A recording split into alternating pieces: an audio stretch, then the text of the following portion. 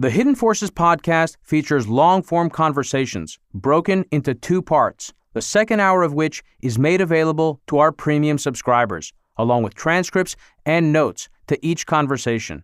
For more information about how to access the episode overtimes, transcripts, and rundowns, head over to patreon.com/hiddenforces.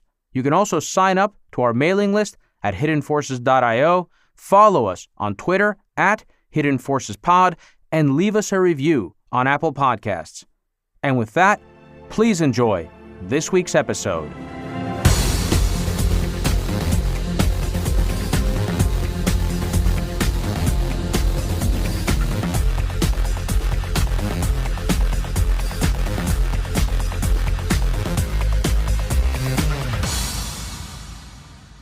What's up, everybody? Unless you've been living under a rock or you don't have an internet connection, you will already know that some really crazy shit happened in the last couple of weeks, involving the stock price of video game retailer GameStop, a number of large Wall Street institutions, and an online community subreddit called Wall Street Bets that has now grown to over 8 million users. There have been so many competing explanations put forward for what happened here that it would be impossible for me to try and summarize all of them. Instead, I decided to invite on someone who has done really interesting work trying to understand the mechanics of how it happened. How, in other words, an online community of primarily retail investors managed to pump the price of GameStop stock to such a level that they forced the institutional investors who were short the stock to cover, and in the case of hedge fund Melvin Capital, to seek a nearly $3 billion bailout from some of its biggest backers, including Citadel and Point72 Asset Management. In my conversation with Lily, we look at how both knowledge about market structure and the endogenous dynamics of the options market, combined with the proliferation of narrative in the form of internet memes, were used to organize, coordinate, and execute on what was effectively a community-sourced short squeeze that caused chaos across Wall Street and left the financial press and the public scrambling for answers. While the conversation about options is specific to Wall Street, the mimetic component of this story is the one that I find most fascinating, not only because understanding online culture and how narratives spread on the internet can help you capitalize on trends and monetize momentum, but also because its application extends to pretty much any use case you can imagine, from investing to fundraising to organizing large-scale political movements. For anyone listening who is already pretty well-versed in options trading, I've provided time codes in the summary section so you can skip ahead if you feel the need to. In place of an overtime, I've invited on Real Vision editor and former CNBC reporter Ash Bennington for a further discussion about the events of the last week, the insanity we've been seeing in markets, and what to expect going forward. You can access that overtime by visiting our website at hiddenforces.io or directly through our Patreon page at patreon.com/hiddenforces.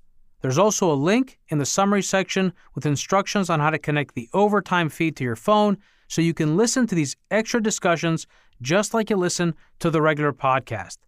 And with that, please enjoy this incredibly insightful conversation with my guest, Lily Francus. Lily Francus, welcome to Hidden Forces. Thank you. Glad to be here. I am super excited to have you on, Lily. This is going to be a giant geek fest, geekathon. Massive geekathon. I'm the kind of person who's late at night posts backtests on Twitter, so... Oh, I know. Trust me. I'm very excited. So before we get into the meat of this discussion, which is going to deal with GameStop and the blast radius of the God meme, stick around for an explanation to that. Maybe you can start us off by giving me and our listeners an idea of who you are and your background. You're a 25-year-old PhD student in bioinformatics who apparently has a side hobby of trading options and also studying memetics on the internet. So how does that all fit in? Tell me, where did you come from? What's your background? And how did you find yourself doing such interesting work on this really, really timely story? Definitely. So, I mean, I guess it all starts. I have always been, kind of a dilettante at a lot of things. I've always had a, deep interest in, linguistics. I actually started a linguistics club way back when in high school, which, you really can't get more nerdy than that. I think we looked once and the only other linguistics club high school level was in like Georgia, the country, not even the state of Georgia. Interesting. And I mean, I went to college and pursued a background in computer science and business. So I got, about as many finance classes as you learn how to price, a basic bond. Spent a couple of years in the tech industry, which a couple, again, given my age, was like about 4. So worked at LinkedIn and Stripe, got a feel of that stuff and, doing full stack dev. I've, been involved previously in some startups that, as most startups went, ended up with closure rather than being acquired by some cool VC. But it really inspired me to look into the biology side of applications of technology. I actually started my PhD fairly recently. I'm a student at UC San Diego, and I picked up options mostly when everybody else did. We also, the market crashed. I spent most of the actual crash just hoping Microsoft would hit like 125 so I could buy more. I never did. Learned my first lesson about greed and timing there. And I started actually day trading because I knew I was going from this highly paid job in the tech industry to being a PhD student. And it was like, maybe I could use my quantitative background plus everything just seems to be going up right now to make some money on the market. So when you say the crash, you mean the 2020 crash this past March, right? Yeah. I mean, I've been an investor for years. I started investing pretty much with my first job in 2016.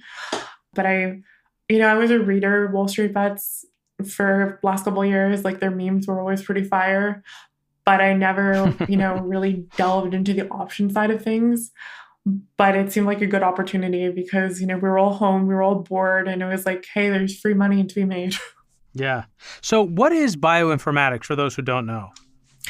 So bioinformatics is really like a broad topic. It's basically the application of computational methods to biology. So it spans the gamut from making crappy like EMRs like Epic. If you ever interacted with hospital systems that record your information, they're mostly garbage. No offense to any of your listeners who work at Epic. But basically, on my side, it's more on the genetics genomic side. So it's like, we have this biological data, usually these sequences of, exons or introns. Can we align them to existing data? So that's a reference genome. Can we understand how, let's say, these sequences relate to phenotypic data? So it's very, very broad. Interesting. So we'll be touching back. We'll be making use of your interest in bioinformatics when we get into our conversations about memetics, and that'll also pull from linguistics as well. Last question about you before we move into the actual substance. Your Twitter handle, for those who are interested in following you, is nope_it's_Lily. So nope, it's Lily. One, how did you come up with that name? I'm just curious, like what's the background there? I mean, I joined Twitter in late October of last year because I do a lot of work on this model called Nope, which some of you might have already heard of just because it's been gaining popularity this past month. It effectively looks at delta flows on the S&P 500. And if you're not familiar with delta flows, I'll get into that later with more about option trading in general. And it stands for the net options pricing effect. So it's really this understanding of how much the weight of delta hedging options is driving the price dynamics of, let's say, the S&P 500. So my handle in particular is more of like a play on words. It's like, nope, my model, it's Lily. So let's get into options. Let's get into derivatives, and let's get into the market mechanics and market structure side of this story. I don't know if I mentioned this when we started recording, but I certainly said it to you before we began, which was that as I've come to understand it, reading your interpretation of this story, and I think generally my own understanding as well, is that there are really two large mechanical components to how some of these stocks, in this case GME, get pumped or have gotten pumped. Mhm. And one has to do with the market structure and the use particularly of short-dated call options. Before we get into that, or kind of as we get into it, give me and my listeners a summary/update. So a summary of like what happened the last 2 weeks and where are we? Because it's not just about GameStop. It's not just about the subreddit Wall Street Bets. It's not just about Robinhood. It's kind of more and more players got into this story, people trying to capitalize and use it for their own particular narratives, et cetera, et cetera. It's kind of actually like an interesting narrative war situation. A lot of competing narratives getting flooded into the zone. So give me and my listeners a summary, and then give me an update on where we are at this moment. GameStop was a very interesting story. I mean, a lot of people, it only came on their radar, I would say, about a week and a half ago, when it originally pumped from, I think it was around $40 to about $70 within a day. And everybody was like, whoa, what just happened? I mean, it had been growing for months. My background is in day trading. I've been involved in communities like Wall Street Bets.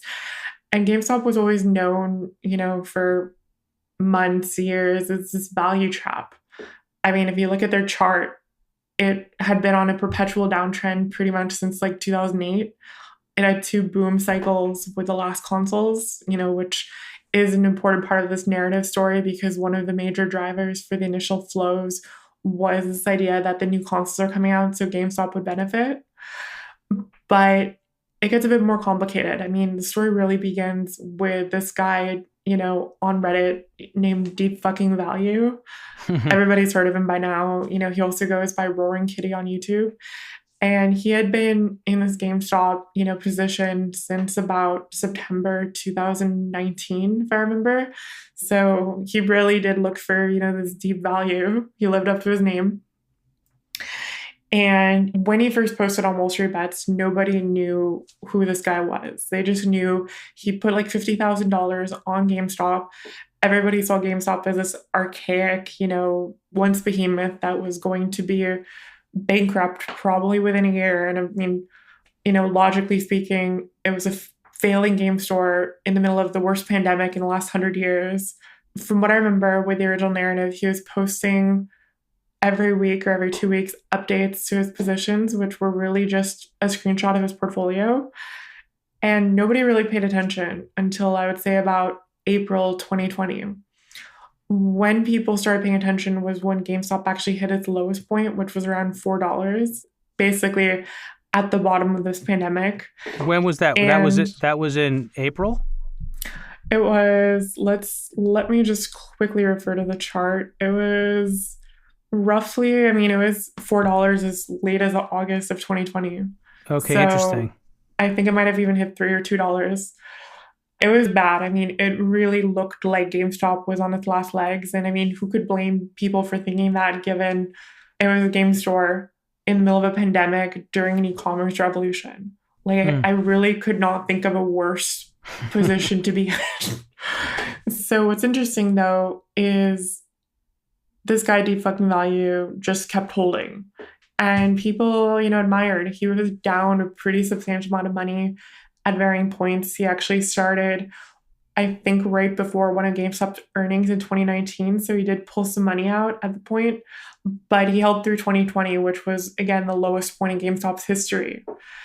And, it didn't really start gaining traction until I would say early September, late, September, when another central, character to the story, Ryan Cohen, appeared. And Ryan Cohen, people might know him as this guy who founded Chewy. He also made some famous bets on Apple and Wells Fargo stock, which I believe turned out pretty well for him. And he took this large position. There had been people like Michael Burry, famous from The Big Short, who were previously in GameStop as well.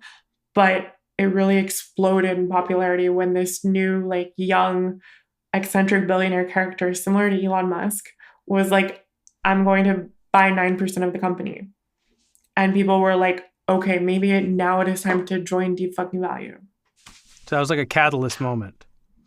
It was. I mean, I talked about this in my post a lot about this, almost hero's journey where, with the help of Ryan Cohen, and these various catalysts that appeared, like Ryan Cohen buying in, Ryan Cohen writing a letter, to the board after I believe it was winter earnings, GameStop going from $20 to like $14 because they missed earnings quite predictably.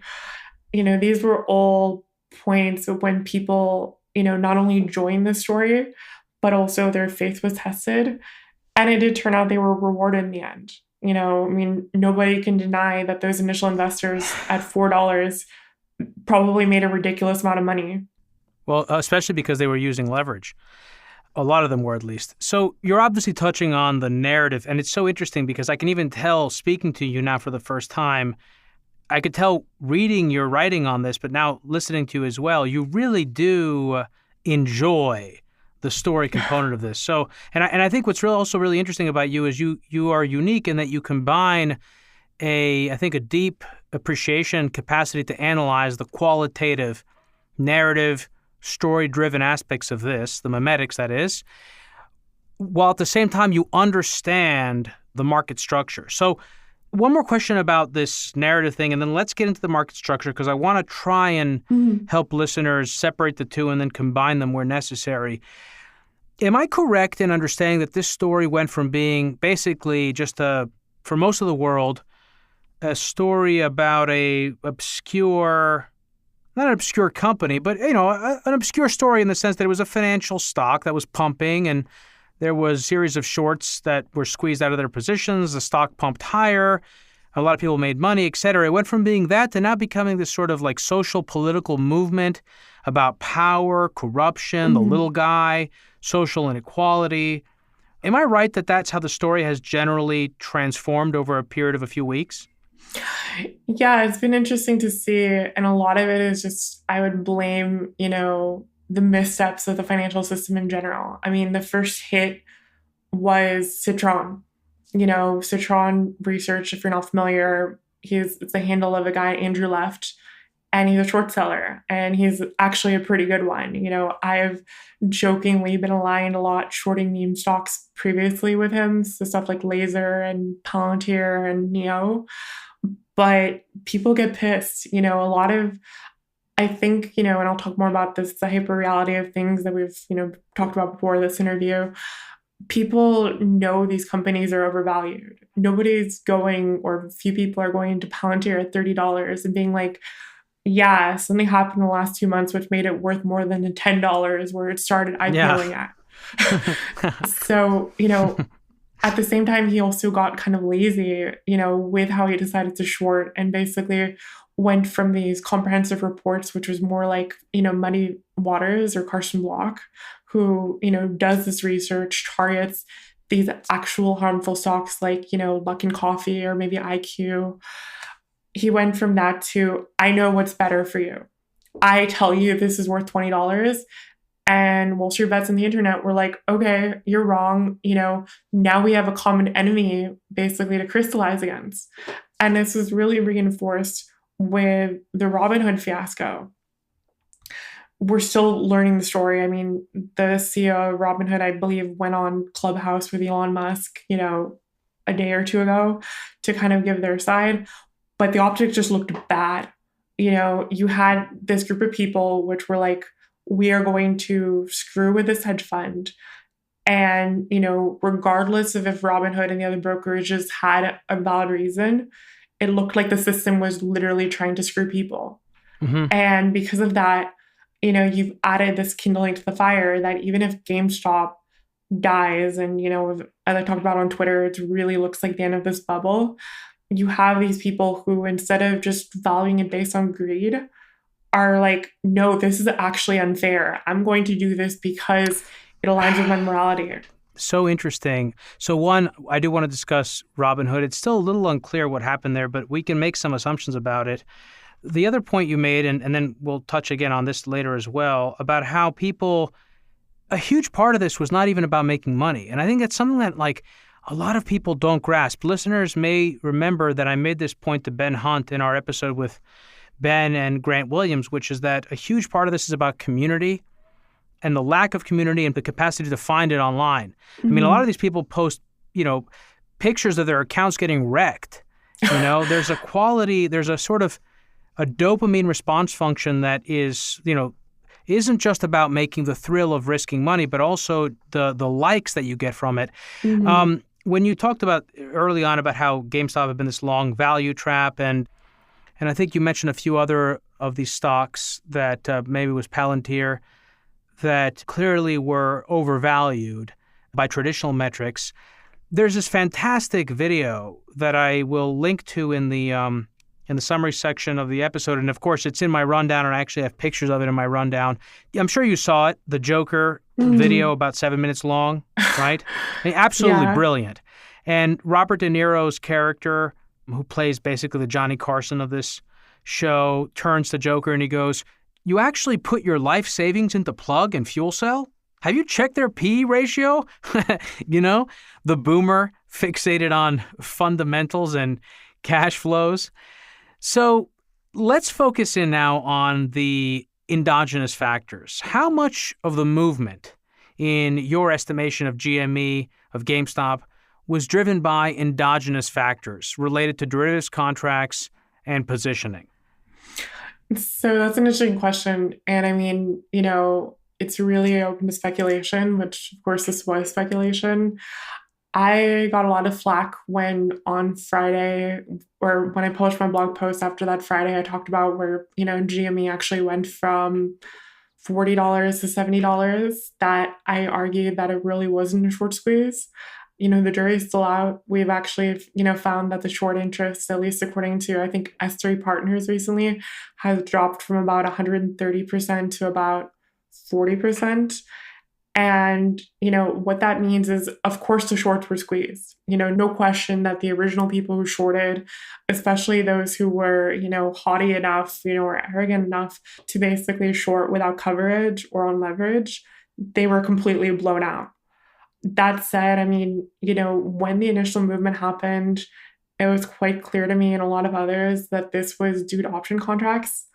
This effect, I'm sure a lot of your listeners have learned the words gamma squeeze in the last week. I'm sure people are going to need to get clear on that, but continue. We'll explain what it is.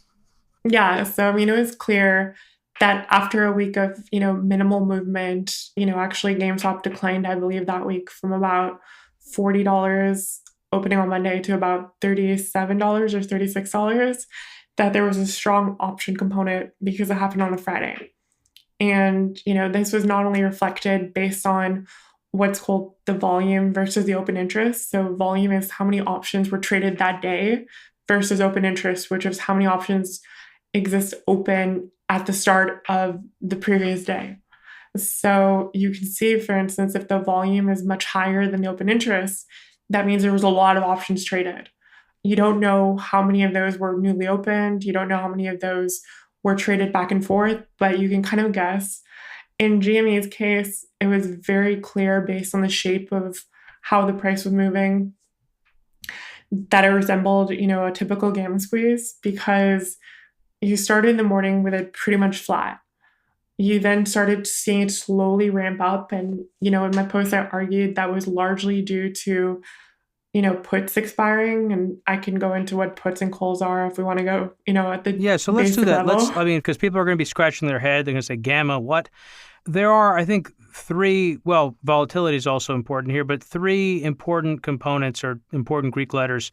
One is delta, one is gamma, and then theta as well. So what is a gamma squeeze? And explain to our listeners how that relates to delta, what is gamma, and what is theta? And we're talking about put and call options, and tell people what those are as well for people that don't know. I'm going to start with the complete basics here. So an option is effectively a promise between one party and another party to buy or sell a stock at a certain price at a certain time. At least we're talking about vanilla options on equities. So for instance, a call option gives the person who is long it or the person who bought it the option to buy a certain stock at a certain price on a certain date. And what that means is that you can actually, for an American option, you can actually exercise it or, turn in your note or promise early if the option is what's called in the money. So an option, based on this promise format consists of two things. It consists of a strike and it consists of a tenor, or most people online call it a date or an expiry. A strike price and an expiration date. So let's say GameStop is currently trading at $40 and I buy a call option at $60 that expires on the 19th of February. What that means is if GameStop goes above $60 before then, I could go to the person who wrote that contract and say, you need to sell me 100 shares of GameStop for $60 each. So a total value of $6,000 basically. A put option is actually the opposite. So instead of saying, I want to buy at a certain price on a certain date, it gives you the option to sell at a certain price at a certain date. So in this example, if GameStop is trading at $60, I can buy a put option for $40 on 2/19, which effectively says no matter what GameStop price is at or before 2/19, I have the right to sell you this at $40 a share. So you can already see where that's going. So when you're bullish, when you believe a stock is going to go up in value, you're going to buy a call option, because if GameStop, let's say, becomes $80 a share by the expiration, then you go to the person who wrote the option and you say, you owe me 100 shares at $60. Then you could go literally right then and there and sell those shares for $80. Yeah. So you've made effectively a $2,000 profit. You can sell the underlying security into the market and pocket the difference between what you paid for the security because you exercised the options contract and what you sold it for in the market because it was trading above the strike price. Exactly. That's true for a call option. So for a put option, it's the opposite. Effectively, that's when you're bearish. A lot of people use put options as hedges for what are called long positions. So if, let's say, I have 1,000 shares of Microsoft and it's currently trading around 240, I could say, I am afraid Microsoft is going to go down 200 because maybe their earnings are bad. So if I was, sure of that conviction, I could buy 10 put options for $230. And then in case Microsoft falls to 200, I still have the right, but not the, requirement to sell you my shares at 230. What matters here is that, speculators use these options, which were originally, they're kind of an insurance contract. Mm-hmm. I mean, that's the whole point of options in general. They're really, historically for insurance. Speculators use them to not only, make money on these bets without putting up old capital for buying shares, but also because of their convex payout. And what that means is a convex payout is that it's non-linear. So if I am very bullish, let's say GameStop trading at $40 and I buy a $60 call option, that's considered very out of the money, meaning that I think that to even make my contract worth value, GameStop needs to go up in value very fast and also a lot, 50% to be in the money. And what happens, though, is that these contracts are sold normally, especially in the context of call options on single stocks, because, I'm not going to get into indices here. Call options on single stocks are normally, especially on the meme stocks, sold by what are called market makers, which are these usually institutional players who their motive is to provide liquidity to the options market. And what they do is they don't want risk. Ideally, a market maker will only make money because they sell to you at the ask and they buy from you at the bid. And they're happy to do this because they're making effectively free money if there's no risk, because they can go around and just whatever that difference is times as many contracts as they, process, that's their profit.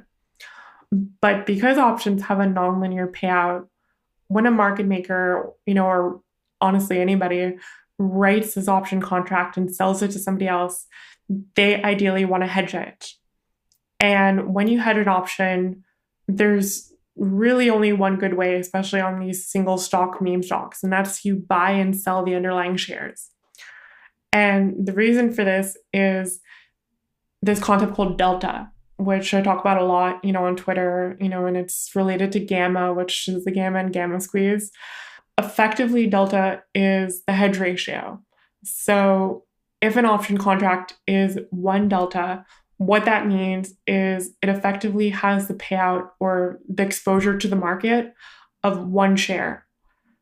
An option contract can be up to 100 delta, and it increases asymptotically until it hits basically in the money or when it passes the strike price. Another way also to think about it is that the delta of an option is the probability of that option being in or out of the money at the expiration date.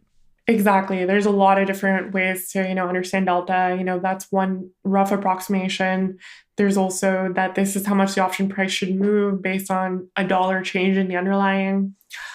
But, for the story, the more interesting one is this is how much exposure the other side has or needs to hedge out to basically write your option without blowing themselves up. The higher the delta, the more they need to hedge. Exactly. And what's interesting about delta is it doesn't move like a straight line.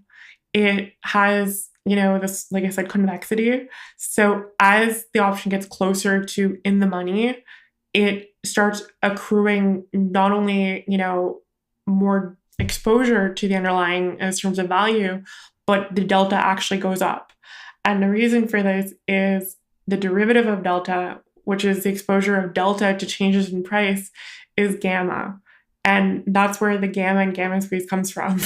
Right, which is, and it's super important because a lot of these folks on Reddit were speculating with short-term call options, where the closer you get to expiration, as well as the closer you get to the price. But in this case, I think the theta component was a big part of the driver. So explain the relationship between gamma and delta for people, and we're going to try to do our best here, but it's kind of difficult, and I'm no expert on options and derivatives, but I want to try and do our best here because I think a lot of people struggle with this. Definitely. So, gamma is basically the little sister of delta. So gamma is what makes options fun for most people because you, let's say, buy a very out of money option. So let's say a lot of people in the day trading community call them lottos. A lot of people do it for earnings or these binary events where you either lose all your money or, make a lot of money. And the reason for this is that, if let's say the stock price spikes up a lot, then gamma starts, increasing the delta rapidly. So you could start buying a one delta option, which maybe is like 10 cents or $10 because it's times 100. And because, you guess the direction right, guess the magnitude right of the move, it becomes in the money. And you've, instead of, let's say, this could happen for like a 7% move in the underlying, instead of just making 7%, let's say buying the stock, you've now made 20 times what you put in or 50 times what you put in. So it really appeals to people with like not a lot of capital who have a lot of tolerance for risk, because when you go long an option, when you buy it from somebody else, the amount you can lose is capped. You pay them what's called the premium, which is this amount of money is the most that I'm at risk for, but I could also make a lot more money. And at the same side, the person who sells it, they collect that money, and ideally your option goes to zero and they just made money. But sometimes, especially if they don't hedge, they're on the hook for an infinite amount of money. And, that's what makes it more interesting, because options have what's called implied leverage. So because of this delta and this hedging ratio, they effectively represent this contract to continuously, hedge this position of underlying shares. And when an option gets really in the money, so let's say the strike is 60 and now GameStop is 400, then your option contract effectively has the same rough valuation as controlling 100 shares of GameStop. Mm-hmm. And that's basically due to gamma, because you started with a 1 delta position. As it went up in value, the delta starts increasing. So now it's a 5 delta position. As it increases more, it's now a 20 delta position. And then eventually, if you got really lucky, it's 100 delta. Right.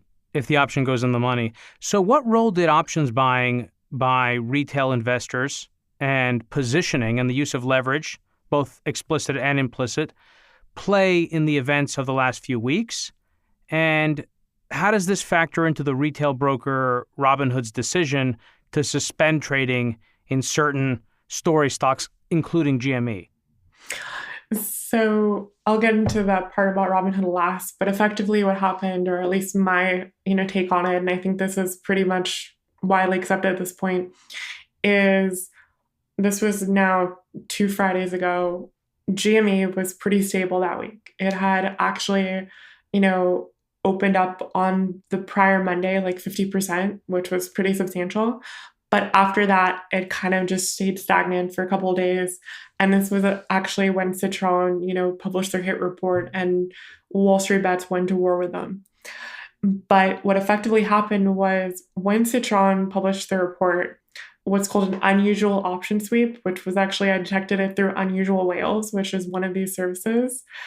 He's also a friend of mine, so love the guy. He detected, I believe, through his, sweeper that looks at these option flows, about $1 million worth of puts opened on GME when Citron published their report.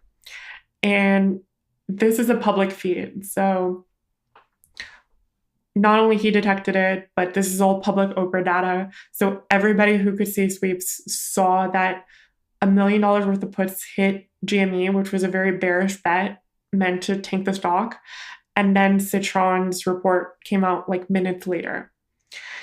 And what happened was, that week, it was basically a full-on war between Wall Street Bets and Citron.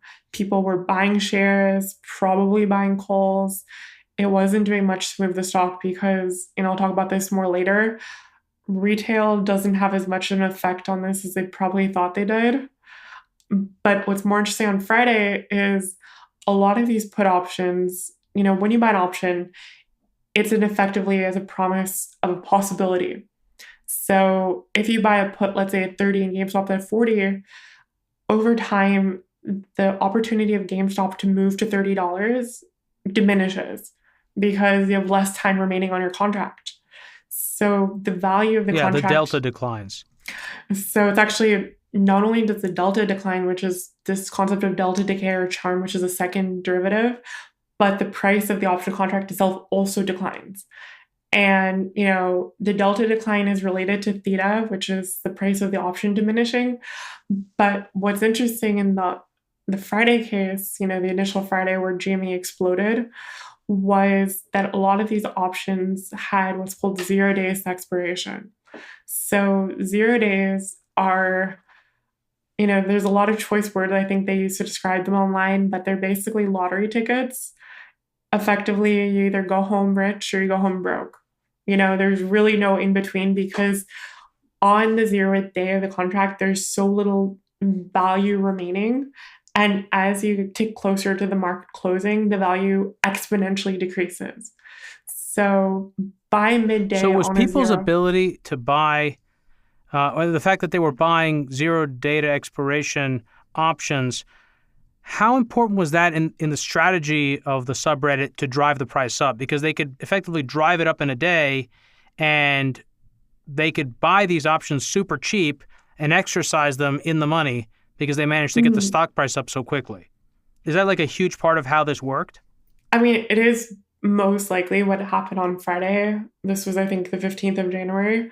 I don't think it was cooperative. I think it was just people took advantage because what was happening was these put options were bought on GME and they were expiring or losing delta, which meant that the people who wrote the contracts could then, go back and buy GME stock, which was pushing the price back up. And people, speculators, not only, on Wall Street Bets, but everywhere, saw GME going up and, took this bet that it would continue to go up parabolically because that's what it had been doing previously. So they bought these cheap 0 days, which had certain delta.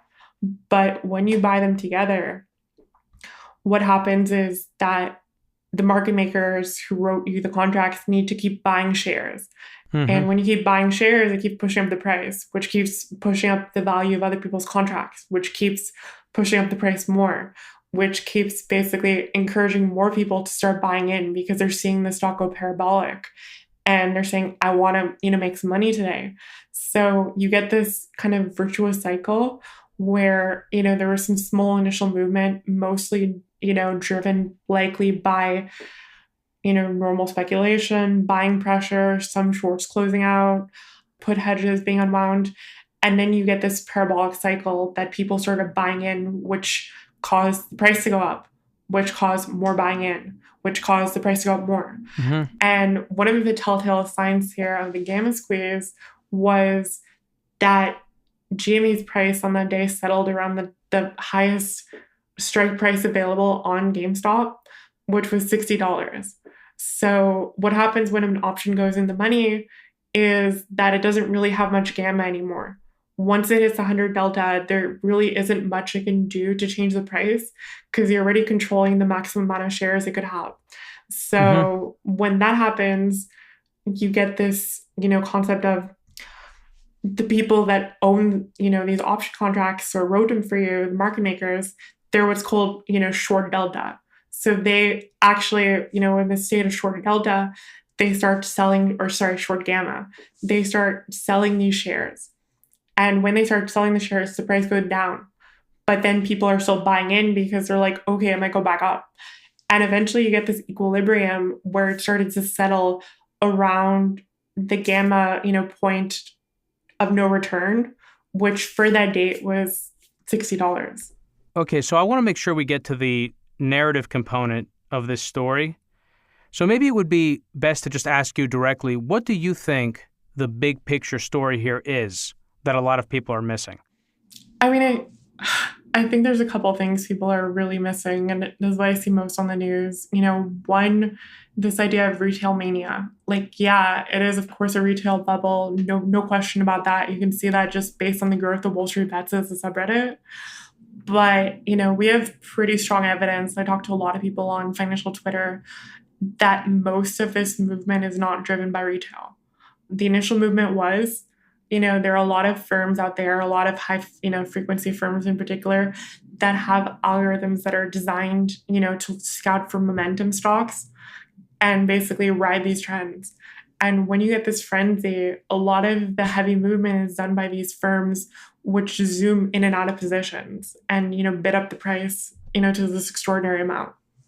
So I think a lot of, especially the movement this past week, was mostly driven by, these algorithms, by these large institutions, rather than, this narrative that, oh, this is just a war between, the good retail and evil hedge funds. It's like, no, there are hedge funds on both sides playing you guys both for fools. So the subreddit was kind of like the igniter. Exactly. It lit the fuse, but it was all the opportunistic money flooding in that really provided the gasoline for the punch. Exactly. I mean, no question it would have gone up, to some degree just by retail alone. But, we've found evidence that retail is maybe like 20% of the driver here. There is a short squeeze component, as, I talked about briefly before. I do not believe it was the initial, driver of momentum. But of course, as the stock went up in value astronomically, shorts do get blown out. That's not something that anybody questions. But, yeah, we're seeing now that the short interest is probably closer to like 40 to 50%. So, most of those shorts kind of learned their lesson. Yeah. Yeah, there's also this weird, now let's just free flow now, and it'll give us a chance to really get into the most fun stuff here, which is the narrative component. One of the competing narratives, as I said, there's a kind of narrative war going on, and a lot of people are pumping their own narratives, pumping their own interest, whatever it happens to be. And one of those narratives is that there are evil short sellers out there, and that what this really was partly, not only was this sticking it to the man, so to speak, but the man was partly people that were short GameStop, and by extension, short in general. That if you're short companies, you're short innovation, you're short entrepreneurialism, et cetera, et cetera. I think, there's something else too, and now I'm just kind of thinking out loud here. I'm curious what you think about it. I noticed when this story started to really pick up traction that certain, how would you call them, cultish, popular, pop cult billionaires went on CNBC and basically led what sounded like, or trying to lead what sounded like a populist revolt. Mm-hmm. And it's, when someone like Chamath went on CNBC, to me, it sounded a lot like Donald Trump. It sounded a lot like Donald Trump during the Republican primary. And the sort of Stephen Cohens and Ken Griffins of this world were kind of like the Jeb Bushes, right? Like the establishment. And it's interesting to me because it seems like there's a lot of bleed from what's happening in American politics to what's going on in financial markets. I wonder if you've picked up on that at all. I did, actually. I've talked about a lot with my stuff about memetics, and it's really, at least my view is the same source. When you have this market, which, and we'll talk about this more later, is so driven by the narrative and so driven by, the idea of a meme, and not the internet meme, but literally the Richard Dawkins level, understanding of a meme, then it makes perfect sense because, these billionaires, Chamath and Elon, are attached to these storybook stocks. Chamath has his SPACs, Elon has Tesla, and I talk a lot about Tesla in the sense of the God meme. I don't want to, of course, mix any enemies here. I do think that, they both inserted themselves in this narrative as, this way to propagate their own. Yeah, it was very opportunistic. Very opportunistic. Exactly. It was done in a very calculated way. Do I agree with what they did? Absolutely not. I think we're seeing today the ramifications that when, these billionaires who they may have invested some in GameStop, at this level, it's literally what people would call a YOLO for them. They don't care if they lose money. It looks, good. Their stock price will pump just because people, have this salience recognition of them.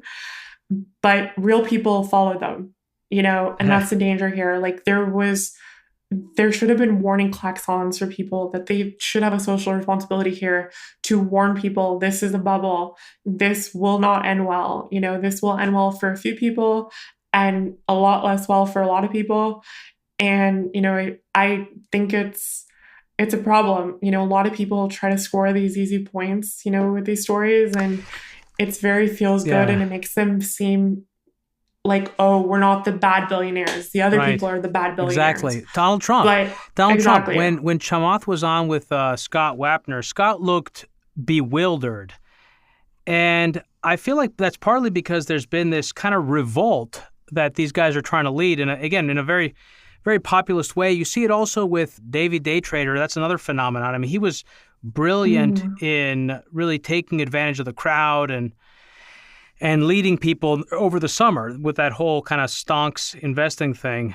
What do you think this says, about where we are today and the way in which people are investing? I've talked about it as a kind of a rise of what I call market nihilism. Is there an embrace among millennials that you're seeing in some of these online forums, an embrace of the idea that value is totally dead, nothing matters, Jay Powell has the money printer go burr, and the only thing that matters is basically the pump?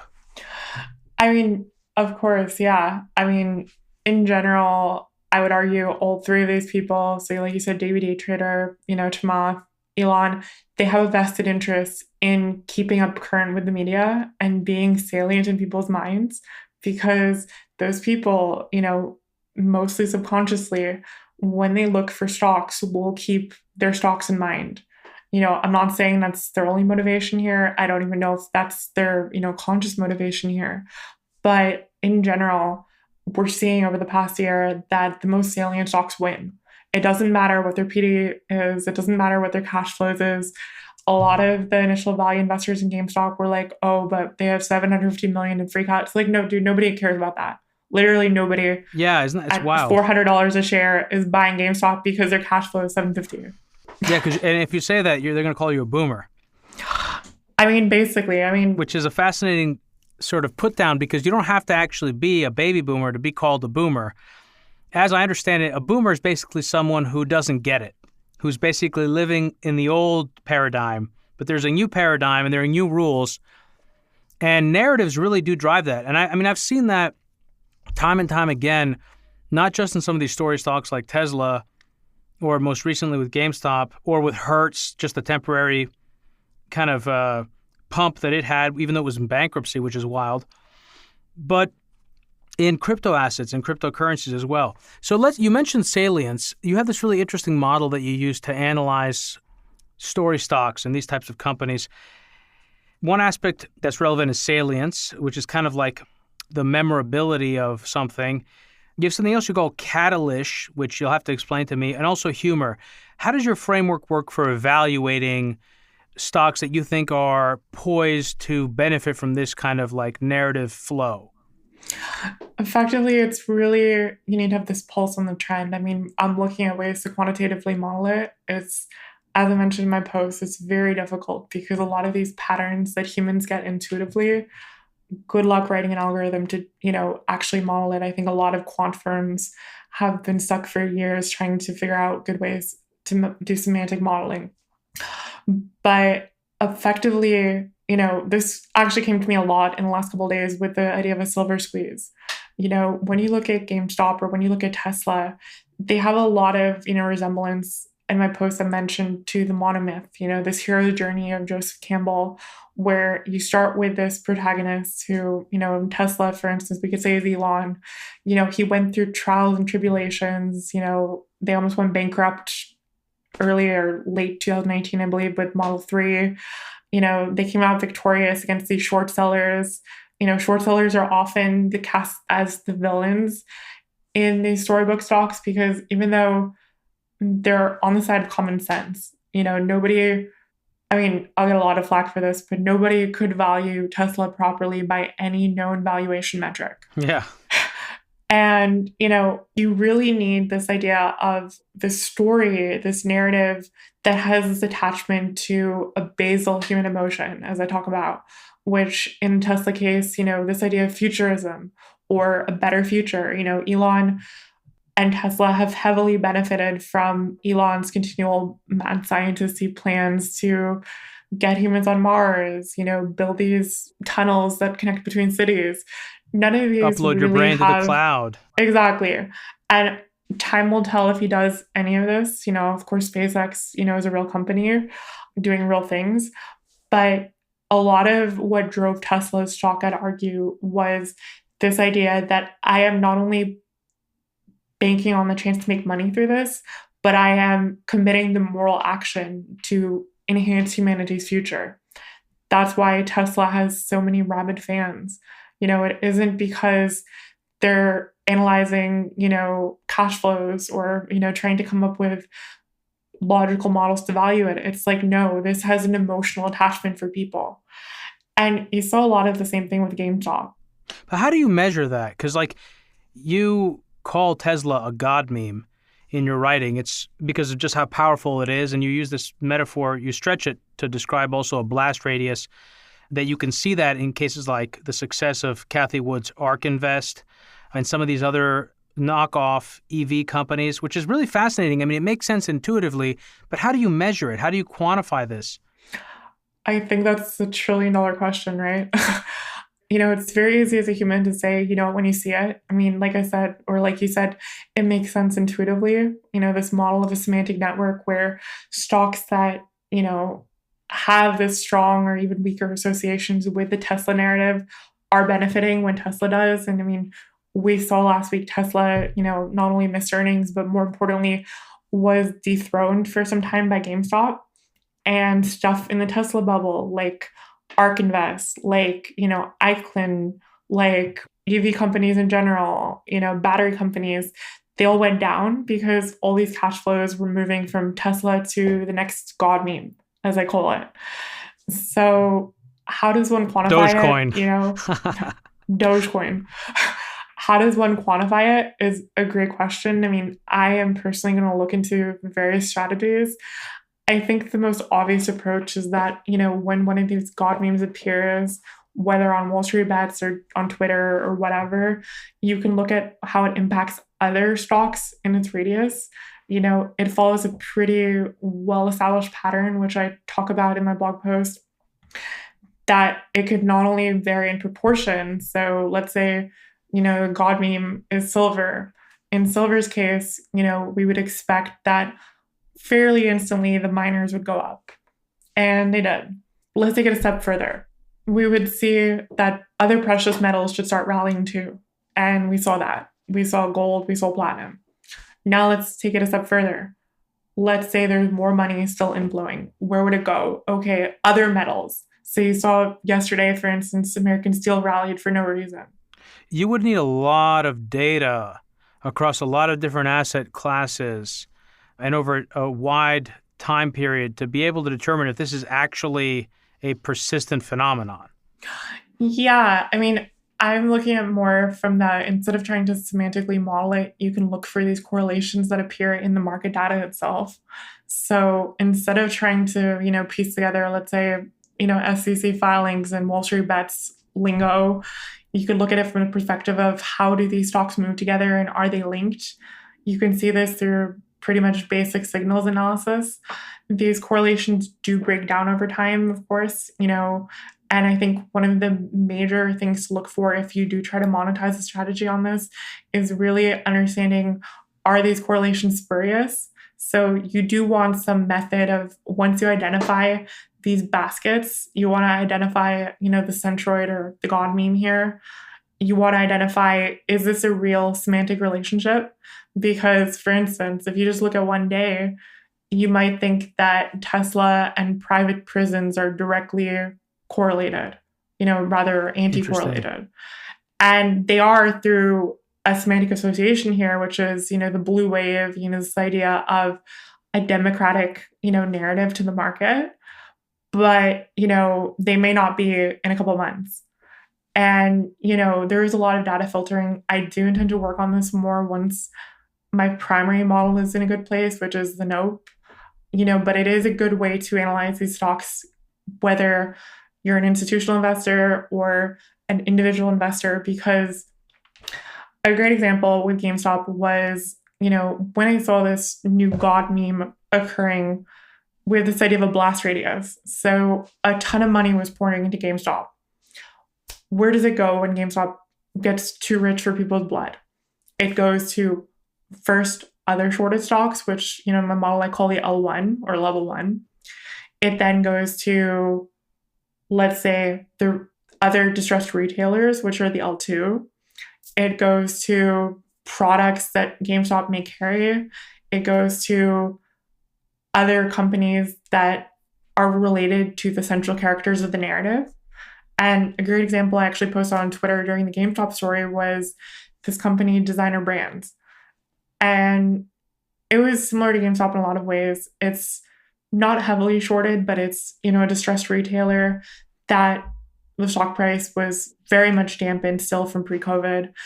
But what was more important about it was its affiliation with Michael Burry, who was the central character in the GameStop story.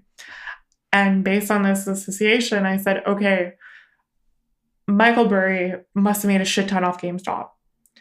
Other people will now look at his 13F, which, for Cyan Asset Management, they will look for it to find other stocks which will replicate the GameStop story. Which stocks here could replicate the next GameStop? And from that, and, doing a bunch of digging, I pulled out Designer Brands. So a couple questions. One, is this a thing where you're obviously looking to consciously predict where people are going to go in the event that the opportunity in a particular stock has been depleted, at least temporarily, and they want to find a similar opportunity in a different stock. Is that correct? Exactly. Okay, so you're doing that consciously. The question is, are the people whose actions you're attempting to predict, is your working assumption that the vast majority of those people are subconsciously moving from one stock to another? Or is there a conscious conscious behavior that is developed within the sort of the online internet culture community in finance and stocks where they actually are doing the same thing that you're doing? It's honestly impossible to tell. I would argue it probably doesn't matter too much if it is conscious or subconscious for other people. Pretty, common example. This is like massive momentum play. It is. I mean, an common example, and this is not even a, new concept. It originates with John Maynard Keynes, one of the fathers of modern economics. Keynesian beauty contests. Mm-hmm. How are stocks valued? Do we value them based on what we think they're worth? And the answer is usually no. We actually value it according to what we think other people think they're worth. And Right. what's more interesting about that is you can take it a step further. And you would say that a rational actor in the system would act the same way as you. So everybody who is buying a stock or selling a stock is trying to predict what other people are thinking. Right. So here's a question for you. No, completely. And you talk about reflexivity in your work. I mean, it's something that I've talked about on this program before. But reflexivity depends on the existence of a fundamental sort of empirically discernible reality, which ultimately works as an anchoring mechanism for expectations. I feel like what we're describing here is the reflexive loop, the momentum, right? I guess, I don't know, I'm trying to discern basically, because a lot of people, when I go on different internet forums or when I get invited to some like Discord channel or I'm on a Telegram channel or someone's DMing me and telling me, hey, like everyone's talking about Chainlink right now. It's like all over like Reddit, like it's going to pump. I'm just like, is this the new kind of, because there's this perception of many in crypto in particular, because of the nature of the assets, the fact that they're financial, that, adoption or pumping something is the same thing as it having value. There's like this conflation between underlying value and hype. And I wonder, I guess, do you see what I'm saying? Does that make sense? Mm-hmm. Yeah, I mean, I think that's what I talk about a lot with this idea of the narrative loop. It's really that there's a catalyst. I don't say catalyst because it's often not even real or necessarily based on reality. It's really based on this understanding that people think that, when you see these meme bubbles, and a great example actually of this is like Workhorse Motors early in the summer or Nikola, there's always something in the future that people can believe will provide value for what they're doing.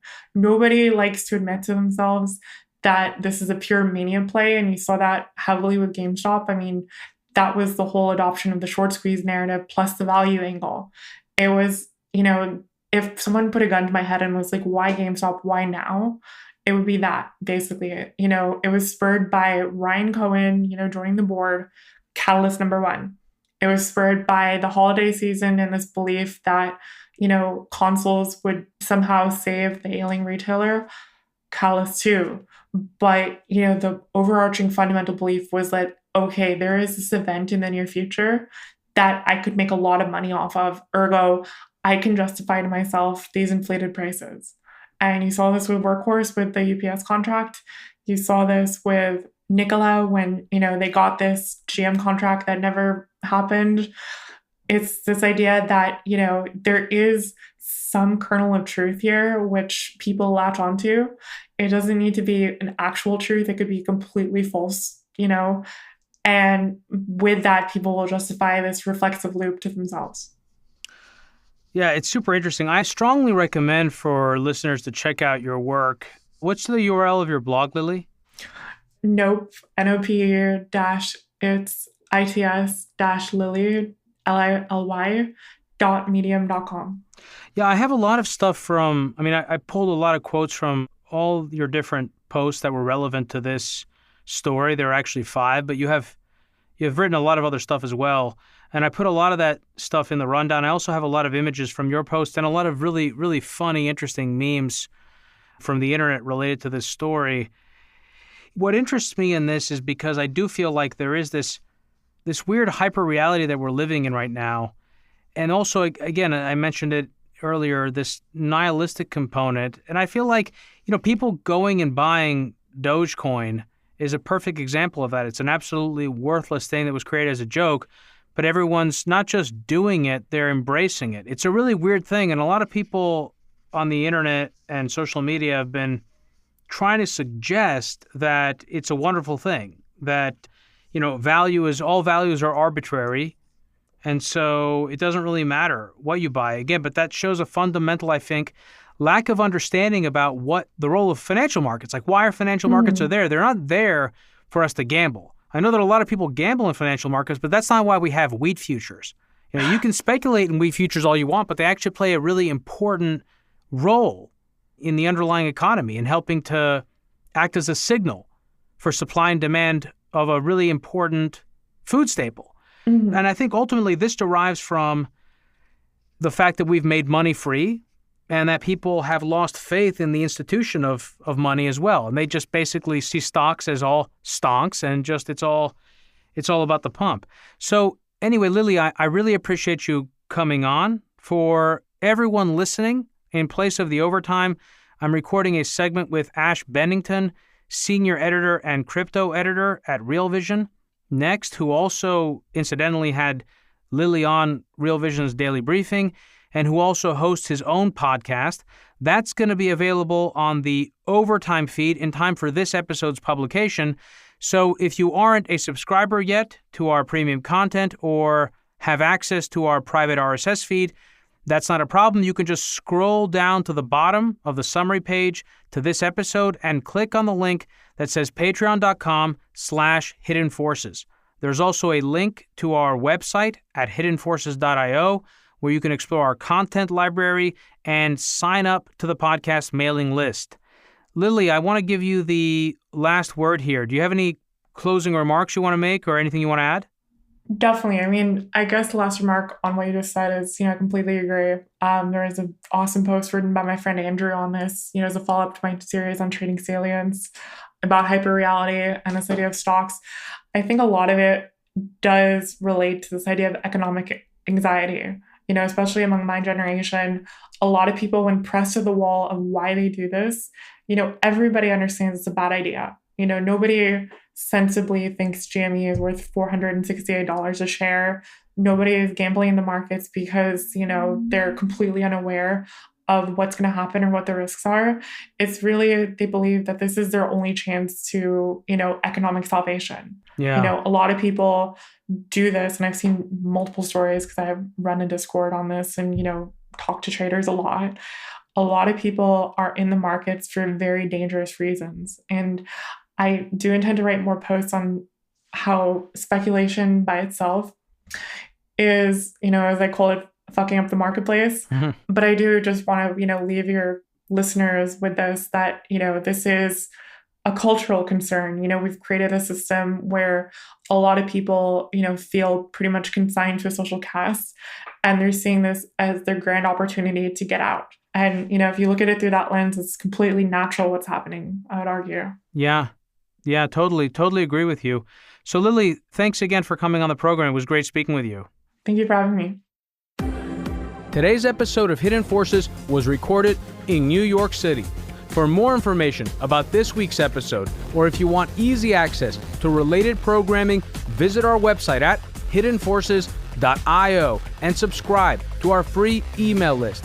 If you want access to overtime segments, episode transcripts, and show rundowns full of links and detailed information related to each and every episode, check out our premium subscription, available through the Hidden Forces website or through our Patreon page at patreon.com/hidden forces.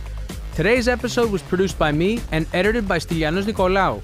For more episodes, you can check out our website at hiddenforces.io.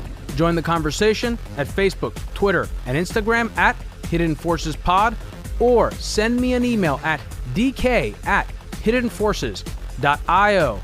As always, thanks for listening. We'll see you next week.